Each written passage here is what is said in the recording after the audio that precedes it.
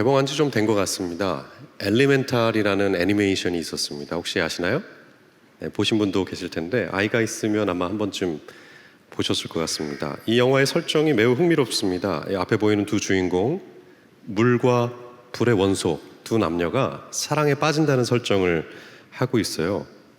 이 두 남녀가 어떻게 사랑에 빠질 수 있을까? 이제 이걸 흥미롭게 풀어가는데 이 영화에서 인상적인 대사 하나가 나옵니다. 제가 설교 안에 넣어놨지만 미안, 원소들은 섞이지 않아 라는 표현이 나와요. 물과 불, 전혀 다른 이 두 원소를 가리키면서 원소들은 섞이지 않아 라는 표현으로 영화가 시작이 되는데요. 어떤 의미가 있을까요?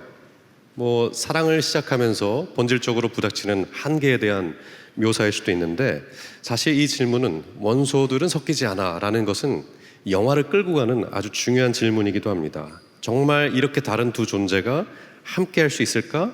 라는 질문을 아는 채 이 영화를 열어가는 거죠. 그래서 저는 오늘 이 질문을 좀 같이 다루면 좋겠다는 생각이 들었어요. 과연 이렇게 다른 두 사람이 함께 할 수 있을까? 라는 질문을 성경은 뭐라고 대답할 수 있을까? 인류 역사에서 반복되어 온 갈등의 중심에는 언제나 다름, 차이가 있었습니다. 우월한 인간과 그렇지 않은 인간으로 나누자는 어떤 시도가 있었고요.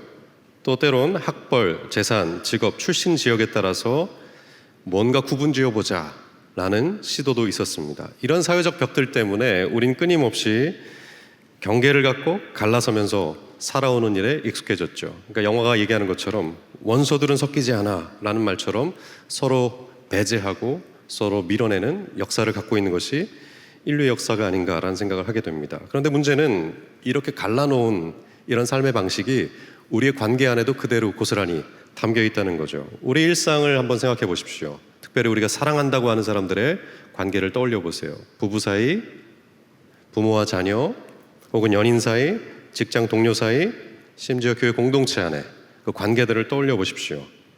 거기서 가장 부대끼는 건 뭐죠? 차이와 다름입니다. 성격 차이, 가치관 차이, 삶의 우선순위 차이, 삶의 리듬 차이, 이런 차이들을 경험하면서 우리는 공동체 안에서 혹은 사랑하는 관계 안에서 여전히 쉽게 오해하고 갈등을 낳고 때론 관계의 단절을 낳는 불행을 경험하게 되죠. 아무리 가까워도 다르다는 것을 알게 되면서부터 우리는 거리감을 느끼기 시작합니다. 그래서 결국에는 이렇게 얘기해요. 우리 달라서 함께하기 너무 힘들겠다. 똑같이 영화가 제시하는 그 질문에 우리도 도달하게 되는 거죠. 그럼 어떻게 해야 될까요? 우리 역시 달라서 함께하기 어렵다는 현실을 잘 알고 있는데, 이런 현실에 대해서 우리 그저 적당히 선을 긋고 충돌하지 않은 그 정도의 삶을 추구하며 살아가야 할까요? 아니면 그 이상일까요? 여러분 물론 그 대답을 알고 계실 것입니다. 적당한 것은 없죠. 우리 보고 성경은 끊임없이 넘어보라고 얘기하고 있기 때문에 그렇습니다. 그래서 오늘 우리가 던진 질문, 다른 사람들이 함께 할 수 있을까요? 라는 질문에 대해서 성경이 무엇을 얘기하는지 차차 성경의 내용들을 살피면서 그 이야기를 들어보려고 하는데요. 오늘 14장부터 15장 7절까지의 내용을 살필 겁니다. 그래서 다 읽진 않을 거고요. 중간중간 중요한 부분을 좀 찾아가면서 읽으려고 합니다. 그래서 성경이 시작되는 14장 1절에서 3절을 한번 같이 읽겠습니다. 네, 같이 이 부분 읽어보겠습니다. 시작. 여러분은 믿음이 약한 이를 받아들이고 시비거리로 삼지 마십시오. 어떤 사람은 모든 것을 다 먹을 수 있다고 생각하지만 믿음이 약한 사람은 채소만 먹습니다. 먹는 사람은 먹지 않는 사람을 업신 여기지 말고 먹지 않는 사람은 먹는 사람을 비판하지 마십시오. 하나님께서는 그 사람도 받아들이셨습니다. 네, 14장을 시작하면서 어떤 문제가 제기되죠? 다른 사람의 삶의 방식에 대해서 비판한다. 근데 그 방식을 들여다보니까 결국 음식 먹는 문제를 가지고 갈등이 일어나고 있다는 게 오늘 본문의 시작입니다. 어떤 사람은 믿음이 있어서 무엇이든지 먹을 수 있다고 얘기하는데, 어떤 사람은 믿음이 약해서 채소만 먹겠다라는 게 교회의 중요한 논쟁으로, 갈등으로 자리하고 있다는 걸 보게 되죠. 어떠세요? 이게 교회 논쟁거리가 될 수 있을까요? 가만히 생각해 보십시오. 어떤 사람은 채식만 해야 된다라고 우리 교회 공동체 안에서 주장을 하고, 어떤 사람은 육류를 먹는 것이 그래도 좋다라고 주장한다고 가정해 보세요. 이런 거 갖고 우리가 싸워야 될까요?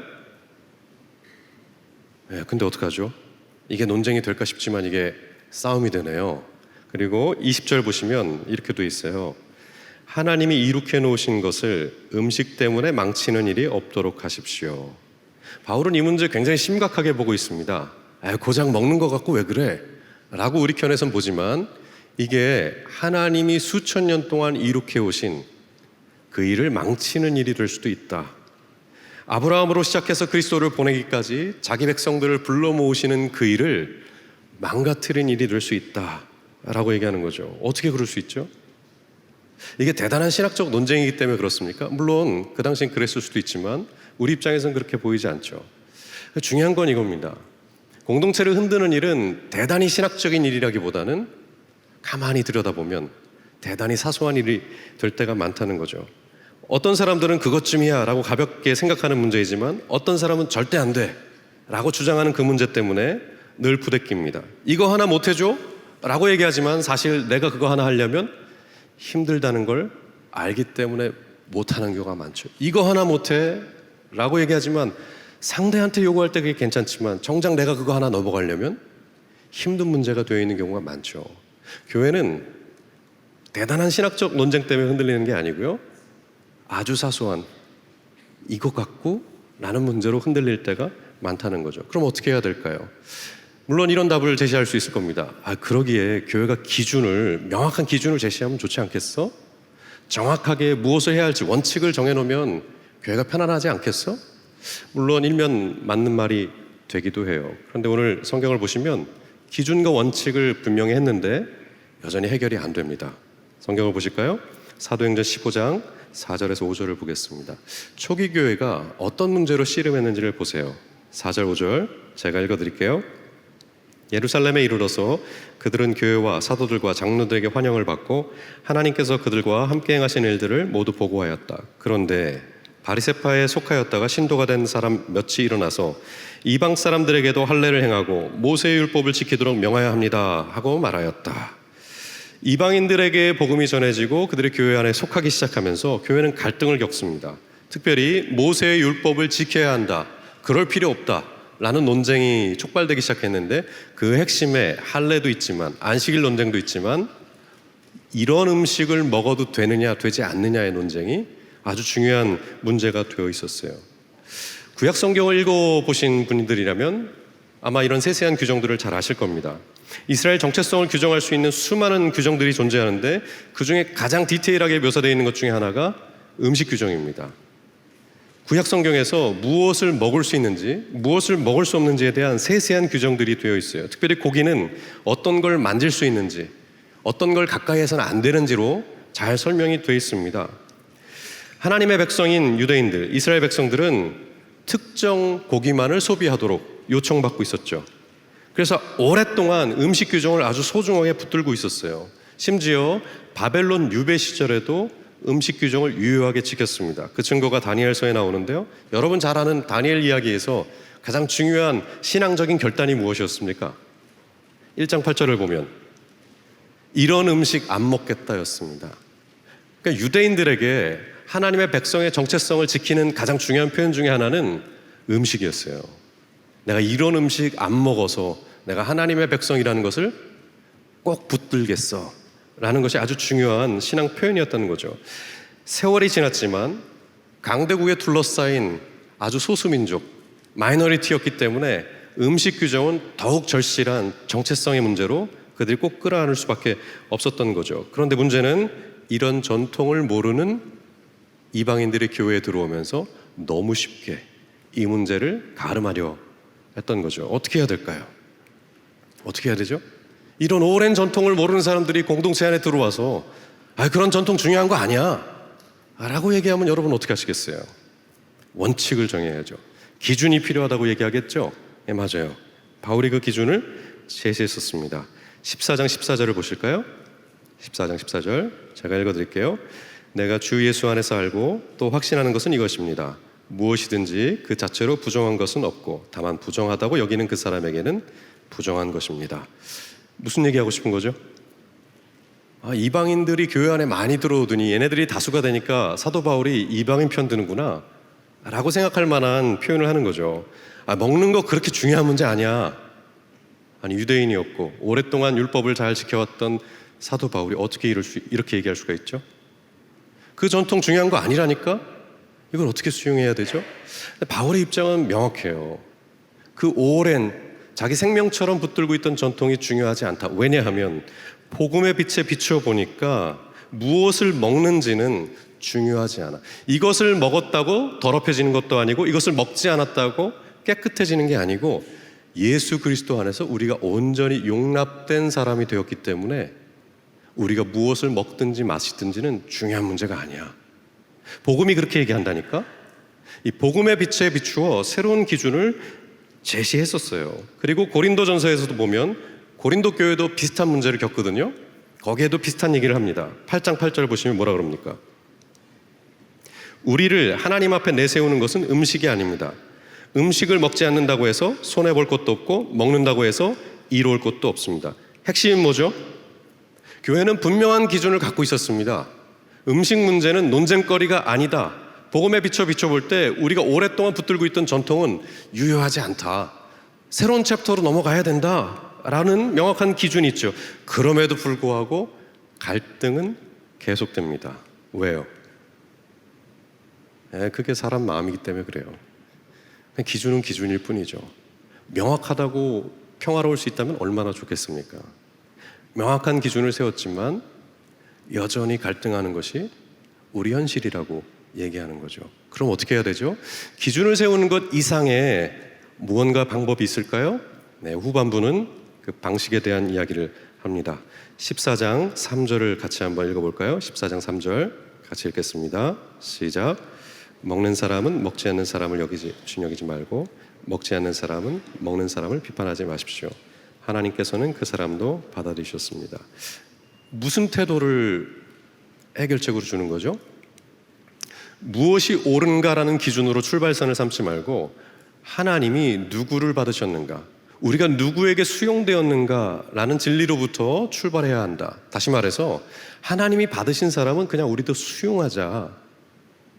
기준을 세우자라는 것보다 더 중요한 거 하나님이 수용한 사람을 우리도 수용하자라는 것이 출발점이 되어야 한다라고 얘기하는 거죠. 물론 이걸 읽으면서 이제 억울해질 수도 있죠. 내가 그토록 참았는데 나한테 또 참으라 그래? 내가 얼마나 이거를 내가 견디면서 수용해 왔는데 결국 답이 수용하라는 거야? 이제 불편할 수 있어요. 내가 참아야지. 저 사람 미숙하니까 내가 이해해야지. 우리 그렇게 견뎌온 세월이 있기 때문에 또 이런 얘기를 듣는구나 라고 했을 때 이걸 어떻게 내가 또 수용해야 할까? 이게 정말 해결책이 안 되던데 라는 생각을 하실 수도 있는데요, 아주 중요한 포인트 하나를 짚어야 됩니다. 여기서 연약한 사람들을 받으라 라고 하는데 그 사람들을 받는다는 것은 어떤 의미일까요? 로마 교회 안에서 연약한 사람들은 누굴까요? 로마 교회에서 연약한 사람들은 유대인 신자들이었습니다. 그러니까 다시 말해서 예수 안에서 우리가 온전히 용납되었다는 복음을 받고도 여전히 율법을 지키는 것을 통해서 하나님 앞에서 내가 깨끗하고 온전해진다라는 믿음을 갖고 있던 사람들, 이 사람들이 연약한 사람들, 약한 사람들의 측면에 속한 사람들이죠. 예수를 믿지만 여전히 지킬 건 지켜야 돼 라고 주장하면서 자신뿐만 아니라 타인에게 무언가 기준을 지키라고 요구했던 사람들을 사도 바울은 연약한 사람들이라고 불러요. 연약한 사람들. 의외죠. 왜 그럴까요? 그리스도 안에서 온전히 용납되었지만 여전히 신앙행위의 중심에 자기 만족이, 자기 기준이 있어야 한다고 믿었기 때문이죠. 그런데 놀랍게도 비슷한 상황을 겪었던 고린도 교회로 가면 연약한 사람이 정반대에 있어요. 로마 교회에는 유대인들이었지만 고린도 교회 이야기를 들여다보면 고린도 교회의 연약한 사람은 이방인이었습니다. 똑같이 먹는 문제로 이방인들이 연약한 사람이라는 지칭, 카테고리 안에 들어갔어요. 왜 그랬을까요? 고기를 먹어도 돼, 자유하자, 먹는 게 중요한 게 아니야 라는 기준을 붙들고 살아가는데 이방인들이 걸리기 시작한 거예요. 이 고기가 어디서 오는지 아는데, 이거 우상에게 절하고 다 그렇게 거쳐서 온 거라서 이거 우리가 먹으면 안 되는데, 혹시 그 고기에 귀신이라도 붙어 있으면 어떡하지? 혹시 그 고기를 먹었다가 우리도 이방인처럼 우리의 몸과 마음이 오염되는 건 아닐까? 라는 걱정을 하면서 고기 먹기를 꺼려했던 거예요. 그때 사도 바울이 얘기합니다. 이 연약한 자들아, 그거 아무것도 아닌데, 그 미신적인 건데 왜 그걸 못해? 라고 얘기해요. 그러니까 사도 바울이 너희 중에 약한 사람들을 수용해라 라고 말하는 이유가 있다면 뭘까요? 무엇을 말하고 싶은 거죠? 이건 단지 이번엔 네가 참아 라는 문제가 아니고, 이 문제에 대해서 네가 강할 수 있지만 저 문제로 가면 네가 약한 사람이 될 수 있어. 우리 모든 사람이 언제나 강한 자리에 있는 게 아니고 언제나 취약한 부분이 있다고 생각해봐, 이렇게 얘기하는 거죠.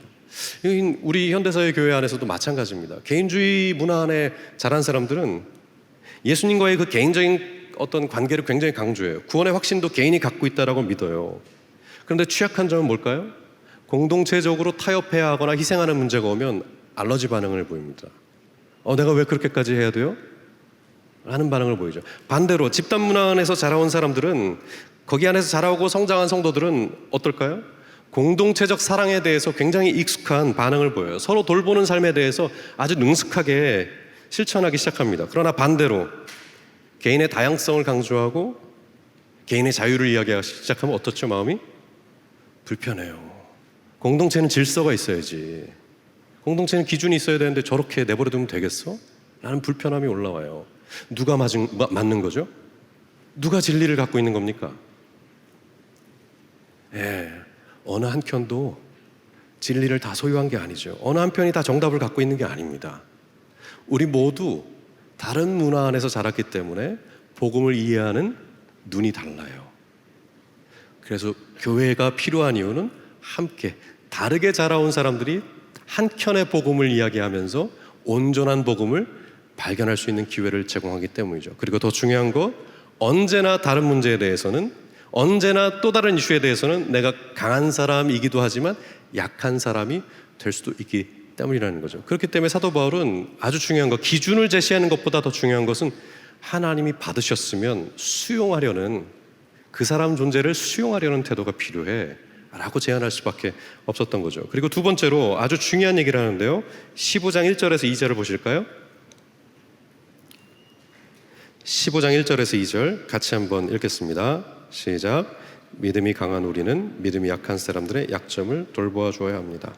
우리는 자기에게 좋을 대로만 해서는 안 됩니다. 우리는 저마다 자기 이웃의 마음에 들게 행동하면서 유익을 주고 덕을 세워야 합니다. 뭘 하라 그럽니까? 공동체는 언제나 수용적인 태도여야 한다. 그리고 더 나아가서 뭐 하라고요?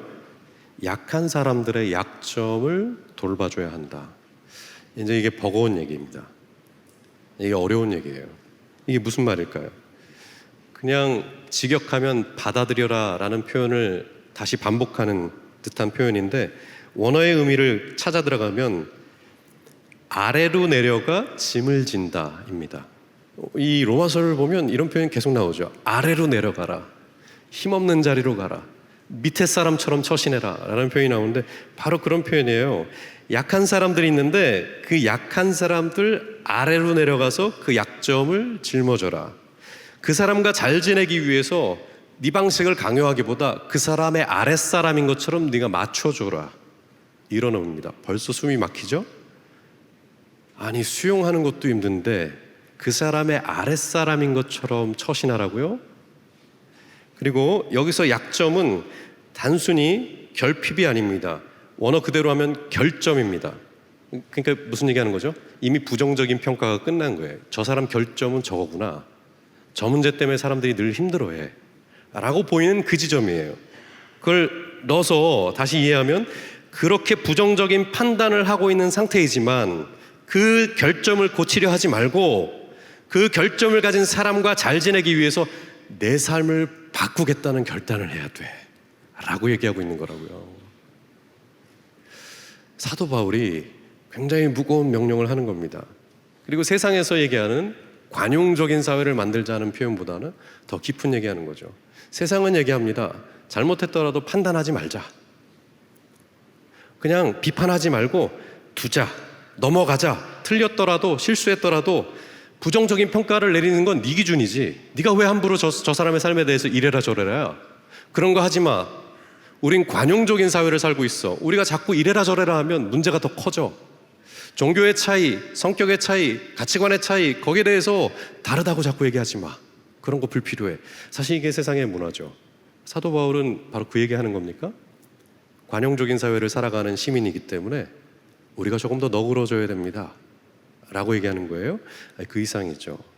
부정적인 판단을 하는 경우, 저거 분명히 틀렸구나, 저러면 안 되는데 라는, 바로 그 상황에서도 그 사람 아래 들어가 그 사람의 짐을 져라 라고 얘기하고 있는 거죠. 이건 단순히 잘못된 신앙을 갖고 있으면서도 아무 비판도 하지 말아라, 뭐 그런 얘기 아닙니다. 오히려 어떻게 하라는 거죠? 왜 그런 믿음을 갖게 되었는지를 물어보고 이해하려고 하고, 거기로부터 어디로 갈 수 있는지를 그 사람과 함께 머물면서 한 발짝 한 발짝 같이 걸어가는 과정을 가져라 라고 얘기하는 거죠. 아, 진짜 이렇게까지 해야 됩니까?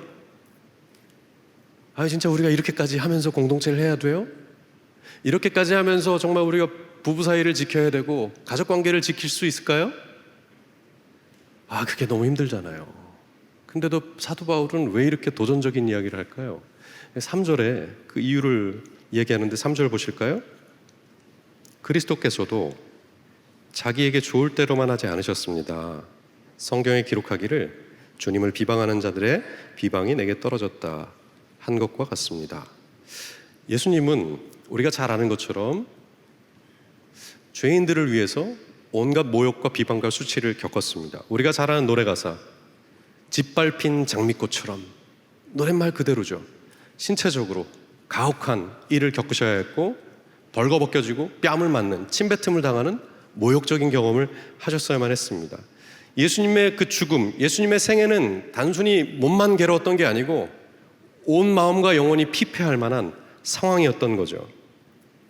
가장 고통스러운 것은 몸이 아픈 것보다 내가 잘 아는 사람들 앞에서 벌거벗겨지고 뺨을 맞는 바로 그런 것이죠.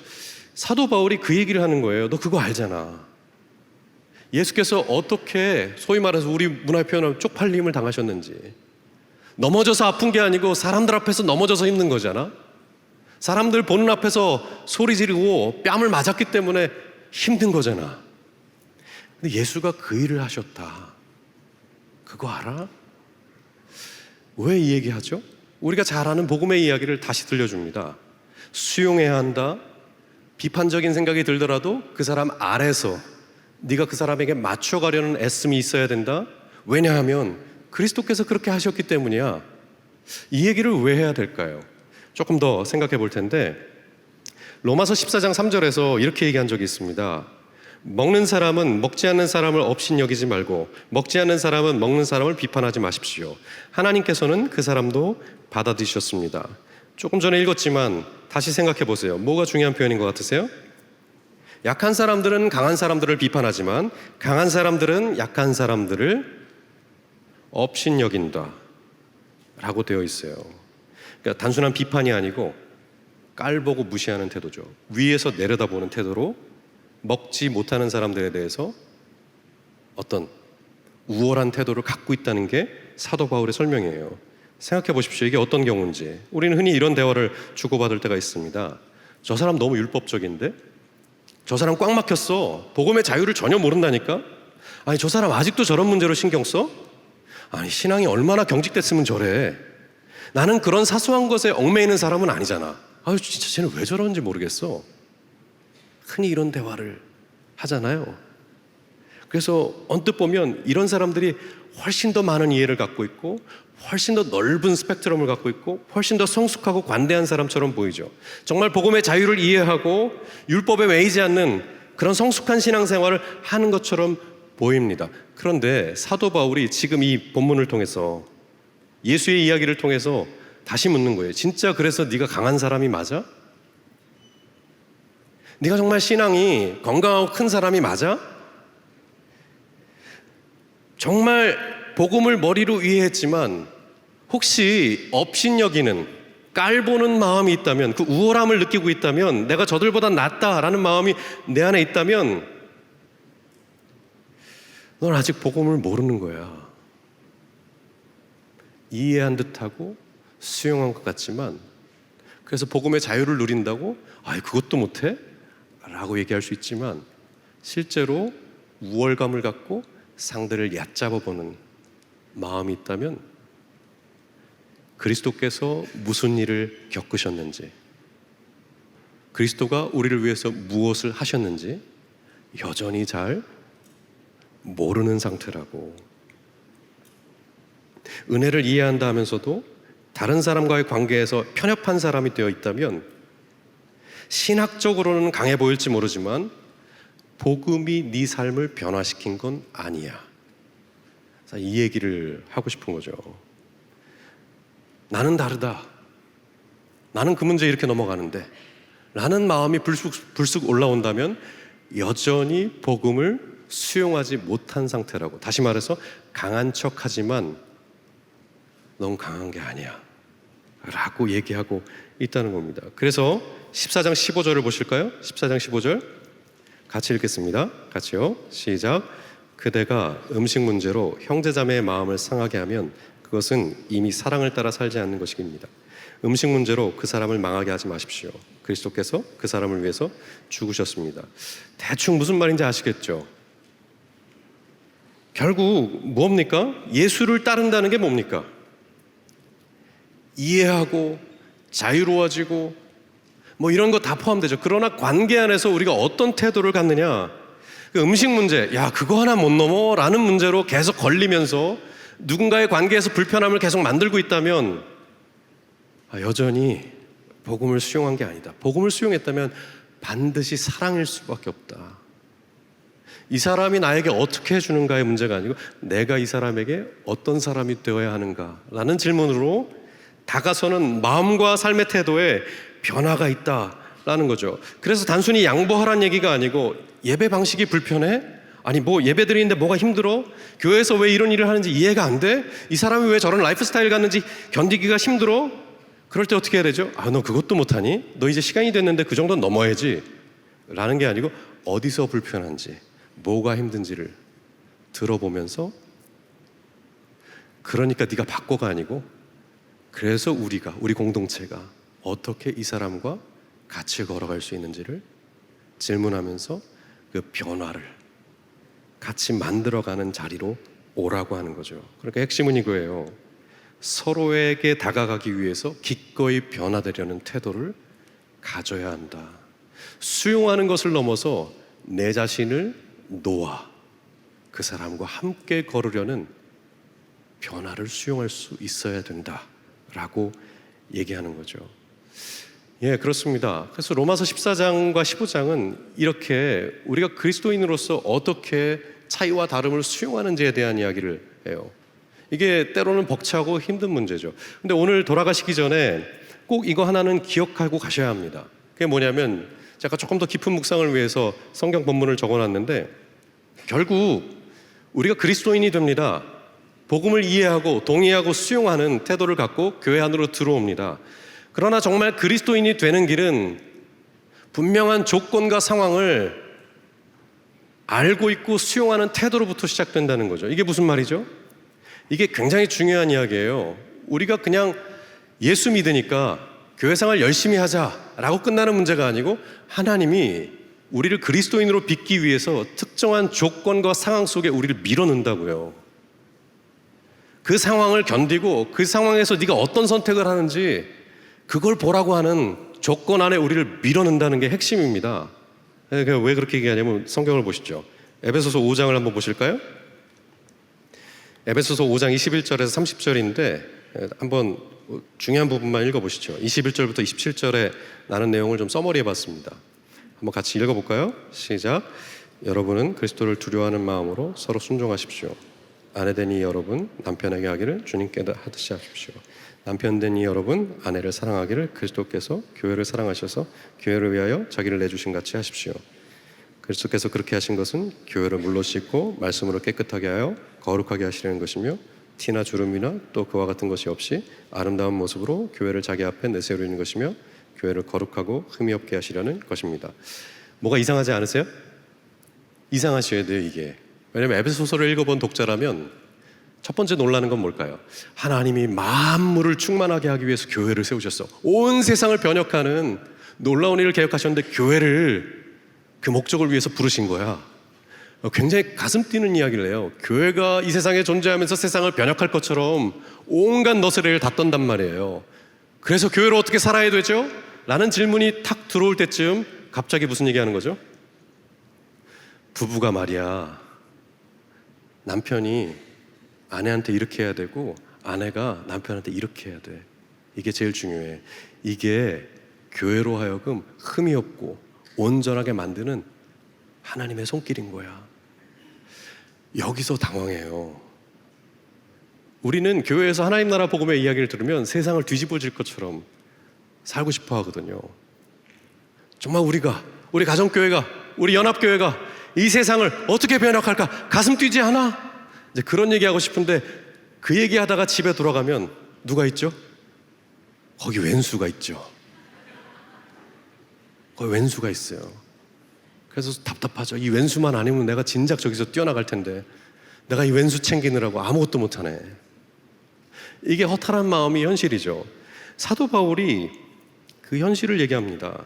세상에 나가서 하나님의 사명을 감당하고 복음을 전하고 사회를 변화시키고 뭐 이런 큰 일을 얘기할 것 같은데 그거보다 더 의미 있는 일이 있다. 그건 부부로 사는 거야. 부부로 사는 거. 부부로 사는 게 왜 더 의미 있는 일일까요? 부부관계를 생각해 보세요. 결혼하신 분들 생각해 보세요. 평생을 사는데 어떻게 평생 일치가 안 되죠? 예? 먹고 싶은 것도 다르고 잠자는 시간도 다르고 뭐 이렇게 달라요. 그래서 처음엔 설득해 보려고 하죠. 이거 이렇게 하는 게 좋아. 좀 이따 좋은 말로 할 때 들어. 이 말 안 들으면 나 확 죽어버릴 거야. 점점 강도가 올라가면서 상대를 설득하고 싶어 하는데 시간이 지나면 알죠. 아, 이게 설득해서 될 일이 아니구나. 이게 좁힐 수 없는 거리를 갖고 있는 거구나. 평생을 살아가면서도 일치를 경험하지 못하는 게 부부입니다. 성격에 대해서, 가치관에 대해서, 삶의 리듬에 대해서, 우선순위에 대해서. 그래서 늘 고민하는 건 뭡니까? 아, 내가 이 사람하고 평생 살 수 있을까? 이 갈등을 갖는 게 누구나의 마음이죠. 막막하고 도망갈 수도 없고 포기하자니 힘들고 뭘 어떻게 하자는 거지? 딱 갇힌 관계로 묘사되는 게 부부관계예요. 그런데 이런 부부관계에 사도 바울은 뭘 요청합니까? 아내에게 순종하라. 남편에게 사랑하라. 그러니까 반대로 얘기하는 게 아니에요. 남편에게 아내에게 복종하라고 안 하고요. 그 아내에게 남편에게 이게 좀 헷갈리는데 저도 지금 이거 어쨌든 그런 겁니다. 예, 어려운 요구를 하는 거죠. 아내를 어떻게 우리가 사랑할 수 있을까? 남편에게 우리가 어떻게 내어주듯이 그리스도를 내어주듯이 복종할 수 있을까? 이런 것들을 왜 요구하는 거죠? 하나님의 의도가 뭘까요? 하나님이 우리에게 말씀하시고 싶은 게 뭘까요? 그러니까 그리스도인이 된다는 거, 우리가 정말 그리스도를 따른다는 것은 이상적인 환경에 둬서 우리를 기르겠다는 얘기가 아닙니다. 내 마음대로 할 수 없는 자리, 상대방 때문에 답답한 자리, 공평하지 않다고 느끼는 그 자리, 바로 그 자리에서 교회가 된다고 얘기하고 있는 거죠. 그 자리에서 그리스도를 닮아갈 수 있다고 얘기하는 게 굉장히 아이러니하지만 진실이라는 겁니다. 편안하고 이상적인 조건에 가면 우리가 정말 그리스도를 더 닮아가고 그리스도를 위해서 뭔가를 더 할 것 같은데 성경은 그렇게 설명 안 해요. 오히려 편안한 조건에 가면 네가 얼마나 이기적인지, 얼마나 교만한지, 얼마나 사랑이 없는지를 알 길이 없다. 어쩔 수 없는 상대, 그 고약한 상대를 만나서야 비로소 네가 누구인지, 네가 정말 복음을 수용하고 그리스도를 따르는지를 알게 된다. 바로 그 자리에 가서 네가 선택을 하는데 네 방식을 고집할 건지 그리스도를 따를 건지를 거기서 요구받고 선택하도록 요청받는다 라는 얘기하는 거죠. 그리고 그게 전부일까요? 제가 늘 부활에 대해서 강조하는 부분이 있어요. 예수님이 죽으셨다 살아났다, 이게 되게 놀라운 진리다, 그렇게 설명 안 합니다. 어떻게 설명하죠? 부활이 일어난 조건과 상황을 잘 봐야 된다는 얘기를 해요. 그래서 누가복음을 제가 계속 인용하는 이유가 있어요. 끊임없이 누가복음의 이 부분을 인용해요. 왜요? 아니, 이해한 것 같지만 이해를 못해요. 부활이 일어났다는 놀라운 기적, 놀라운 사건은 진실인데 중요한 건 어떤 조건과 상황에 예수가 다시 들어왔냐가 핵심입니다. 보세요. 엠마오로 가는 제자, 그 제자들 앞에 예수가 나타나셨습니다. 이런 조건을 뭐라고 설명해야 될까요? 예수는 실패하고 상처받아 죽습니다. 그리고 그것을 만회하기 위해서 화려한 성전이나 권력가들 옆에서 다시 부활하지 않습니다. 쉽게 말해서 설득할 만한, 힘을 발휘할 만한 위치로 오지 않아요. 어디로 옵니까? 상처받은 자리. 그래서 사람들이 오해하고 미워했던 그 자리, 그리고 실망해서 떠나갔던 그 자리에 다시 옵니다. 이게 부활이 설명하고자 하는 가장 핵심적인 메시지예요. 거기서 뭐가 다른 겁니까? 거기서 뭐가 차이가 나는 거죠? 아니, 뭐 차이 나는 게 없죠. 살아가는 거, 사람 살아가는 거 똑같죠. 차이 나는 건 하나죠. 예수만 다른 분이라는 거예요. 이 성경이 말하고 싶은 핵심이 여기 있습니다. 야, 하나님이 말이야 말구 위에 태어났어. 그거 이해가 가니? 뭘 먹어야 될지 늘 갈등하고 씨름하는 그 자리에 오셨다고. 근데 놀라운 건 말이야, 그 자리가 하나님이 계신 자리고 하나님이 들어오신 자리야. 야, 십자가에서 하나님의 아들이 죽었어. 근데 다시 부활했대. 근데 놀라운 건 말이야, 상처 입은 몸을 가지고 그 자리에, 그 컨텍스트에, 그 조건에 다시 들어오셨어. 너 그거 알아? 그러니까 말이야, 우리가 살아가는 조건이, 상황이 이게 뭐지? 이거 어떻게 해야 되지? 하나님, 정말 이것만 없으면 제가 살 것 같은데요? 라는 조건에 우리를 다시 들여놓는다는 거죠. 그리고 거기서 뭘 하라는 겁니까? 거기서 죽음과 부활을 경험하라고 얘기하는 거예요. 거기서 죽어야 된다고요. 견디지 못할 상대를 앞에 두고 내가 널 바꿀 거야. 너 이렇게 안 하면 내가 진짜 가만 안 있어? 이게 아니고 거기서 나의 고집과 이기심을 꺾는 요구를 받는다고요. 그리고 더 나은 선택을 할 수 있는, 더 지혜로운 길이 무엇인지, 그리고 더 사랑할 길이 무엇인지를 선택할 수 있는 힘을 거기서 알게 돼요. 이건 뭐죠? 부활의 힘이죠. 같은 자리를 다른 사람으로 살아낼 수 있는 힘. 그리스도교 신앙이 요구하는 게 바로 이겁니다. 자꾸 우리를 힘없는 자리로 누구의 아랫사람처럼 내려보내요. 그리고 그 자리가 네가 교회로서 살아가기에 적합한 자리라고 얘기하고, 더 나아가서 거기서 죽음과 부활을 경험하라고 요청하는 거죠. 언제까지 그리스도인이고 복음을 이해했다고 하는 그 수준에서 멈출 거니? 정말 그리스도를 닮고 따라간다는 것이 무엇인지를 경험해야 하지 않겠니? 그 자리가 너의 죽음을 선언해야 하는 자리고, 그 자리가 너의 부활을 경험해야 하는 자리란다. 그거 말고는 교회 되는 길 없어 라고 얘기하는 거죠. 그럼 어떻게 해야 될까요? 제가 말씀을 마치면서 딱 떠오른 드라마 대사 한마디가 떠올랐어요. 아마 드라마 보신 분들은 이 대사를 기억하실 건데요, 그 드라마 대사가 이렇습니다. 기가 막힌 대사니까 다 까먹어도 오늘 이 대사는 기억하세요? 아마 아실 거예요. 러브가 무엇이요? 총 쏘는 것보다 더 어렵고, 그것보다 더 위험하고, 그것보다 더 뜨거워야 하오.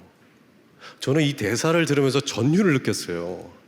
미스터 션샤인에 나오는 한 대사거든요. 사랑이 무엇이요? 라고 했더니 총 쏘는 것보다 어렵고, 그것보다 더 위험하고, 그것보다 더 뜨거워야 하오. 뭐가 좀 느껴지세요? 이 문학이라는 건 해설을 하기 시작하면서부터 이게 별 의미가 없어지거든요. 오늘 해설을 해야 돼. 이게 해설을 하는 게 참 웃긴데요. 총 쏘는 것보다 더 어렵다. 이게 무슨 말이죠? 저 사람 틀렸어. 저러면 안 돼. 이게 쉽죠. 쏘는 게 쉬워요. 근데 그 이상이래요. 어떻게 하면 내가 함께 갈 수 있을까를 고민하는 거는 어려운 일이죠.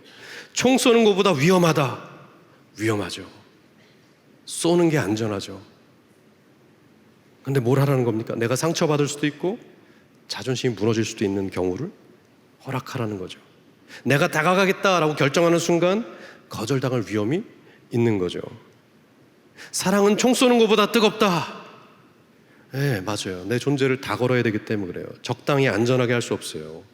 내 선호하는 거, 내가 고집하는 거 기꺼이 내려놓고 다가가는 일을 해야 하기 때문이죠. 사도 바울이 13장, 14장, 15장을 얘기하면서 우리가 어떻게 하나님의 공동체로 교회로 살아가는가라고 했을 때 아주 중요한 한 가지 메시지를 던지는 겁니다.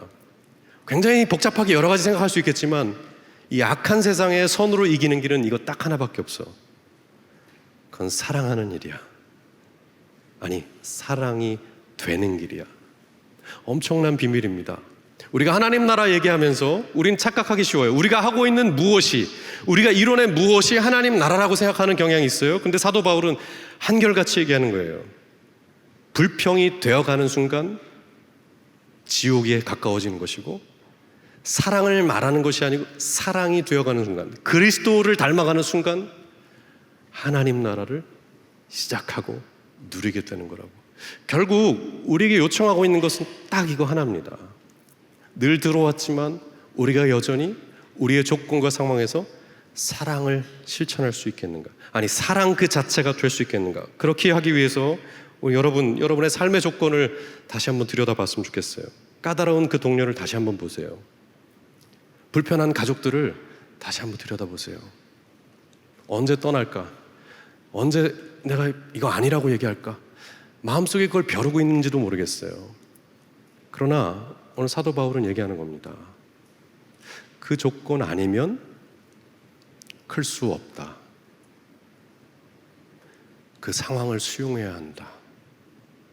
그리고 그 조건 안에서만 억울하고 창피하고 부끄러운 일을 겪으면서 비로소 죽음에 넘기워지고, 그 죽음에 넘기워지는 그 비참함 속에서도 더 나은 것을 상상하고 더 나은 선택을 하려 하는, 바로 그 용기 있는 한 발자국을 내딜 때 부활의 생명력이 너의 것이 된다. 복음을 그냥 이해했다고 얘기하지 말고 정말 복음을 살아내는, 그리스도가 너를 위해서 무슨 일을 하셨는지를 살아내는 그런 삶을 살아라 라고 사도 바울이 얘기하는 거죠.